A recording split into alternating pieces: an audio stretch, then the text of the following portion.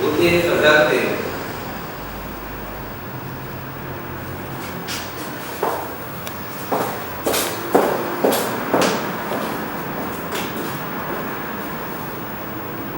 שכחתי את המפתחות.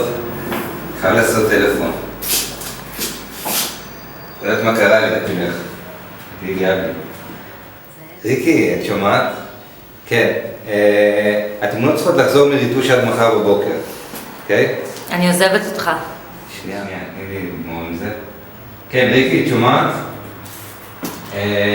כן. צריך שזה יהיה מוכן עד מחר. מה? בסדר. גם לך. תודה. תראות מחר. אכלתם? אני עוזבת אותך. זה המפתחות שלי. כרטיס אשראי שלי. משכתי 5,000 שקל מהבנק, אבל את האוטו השארתי לך. נשארה לך את האוטו. מה, זאת בדיחה? זאת בדיחה או מה? זה הכרטיס מכבי של יונתן. יש לו תור לדוקטור קץ ביום שלישי, אל תשכח. מצאת לך זמן ל... כן, אני מצטער שאיחרתי, הייתי עסוק בפרנסה שלהם. נו די, אפשר להפסיק עכשיו? טוב, אז... נו די, רותי. רותי, חכי רגע, לאן את הולכת? מה קורה לך? מה את עושה? מה אני עשיתי? תגידי לי.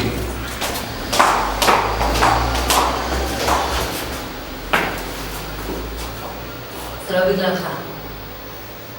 זה תשמעתי, אתה התחתנת עם בן אדם לא נכון. אני לא יכולה יותר. בואי ניכנס פנימה. אני לא יכולה יותר, אתה חייב להבין. עשיתי. חכי בבקשה, רק. די, אתה לא יכול להכריח אותי. אתה חייב להבין, אם אני נכנסת לשם, אני עלולה לקפוץ מהחלום. מה עם יונתן?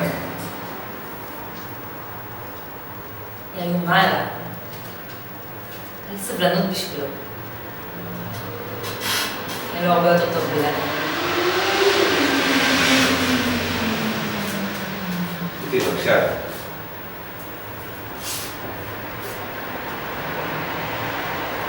אני לא אוהבת אותך.